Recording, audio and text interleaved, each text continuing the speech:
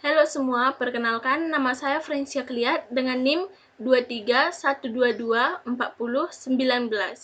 Saya Septi Srihartanti dengan NIM 31. Nah, di sini kami akan menjelaskan pendidikan di era digitalisasi dan AI, tantangan dan cara menghadapinya. Pertama-tama, teknologi AI atau kecerdasan buatan mengalami perkembangan yang pasif dari tahun ke tahun. Kehadirannya dengan fitur, fungsi, dan tampilan yang baru semakin berdampak pada banyak aspek kehidupan manusia. Tidak terkecuali dalam pendidikan kecerdasan buatan, mulai mengambil peran dalam kegiatan pembelajaran, baik itu di sekolah maupun di perguruan tinggi. Kecerdasan buatan menjadi bagian primer dalam tumbuh kembang teknologi pendidikan. Hal ini tentu memberikan implikasi secara eksplisit terhadap kehidupan kerja manusia di masa depan. Nah, teknologi kecerdasan buatan ini akan terus berkembang pesat. Eh, apa namanya? AI sendiri ini juga memiliki arti yang dimana memungkinkan komputer-komputer untuk menjadi dan pikiran-pikiran itu tuh akan memudahkan masyarakat yang lebih luas, juga tugas-tugas komputer-komputer itu juga lebih unggul dari manusia sendiri. Nah, adapun tantangannya itu seperti yang pertama, kesenjangan akses, seperti kendala akses teknologi di beberapa wilayah atau kelompok masyarakat, seperti yang tempat tinggalnya masih di dalam pelosok. Perbedaan dalam kemampuan mengakses perangkat dan koneksi internet. Yang kedua itu kurikulum yang tidak relevan, seperti kurikulum yang belum sepenuhnya mengakomodasi keterampilan digital dan pemahaman AI. Lalu yang ketiga itu pelatihan tenaga pendidik, seperti kurangnya pelatihan yang memadai bagi guru dalam mengintegrasikan teknologi dalam pengajaran. Kesulitan menyesuaikan diri dengan perubahan teknologi secara cepat. Lalu yang keempat itu keselamatan dari privasi data, seperti resiko keamanan data siswa dan pelanggaran privasi. Tidak adanya kebijakan yang memadai untuk melindungi informasi pribadi siswa. Nah, adapun cara menghadapinya, ya salah satunya ini peningkatan akses teknologi yang dimana inisiatif untuk menyediakan akses internet dan perangkat di daerah yang terpencil terpelosok-pelosok. Lalu program subsidi atau bantuan untuk kelompok masyarakat yang membutuhkan.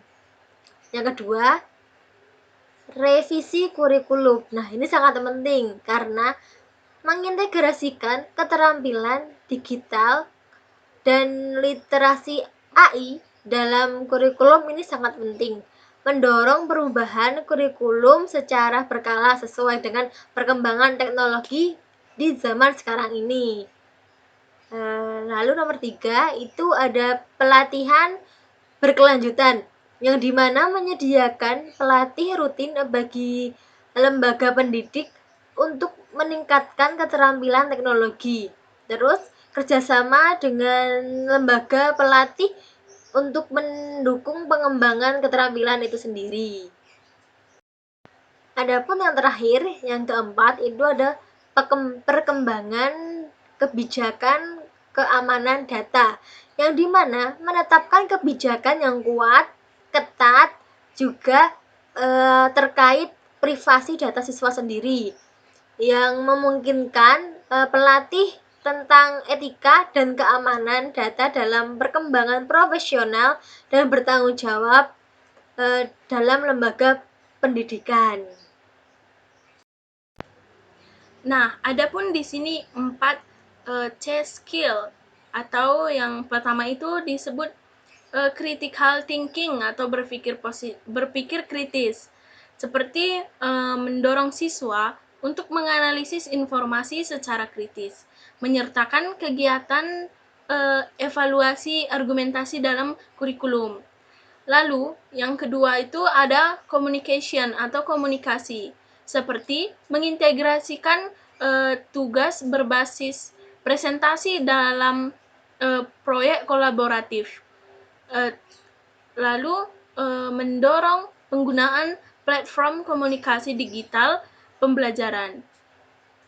Lanjut, yang ketiga itu ada collaboration atau kolaborasi, seperti mengembangkan proyek kelompok dengan jenjang penggunaan alat kolaboratif online, mendorong kerjasama dalam menyelesaikan tugas atau proyek.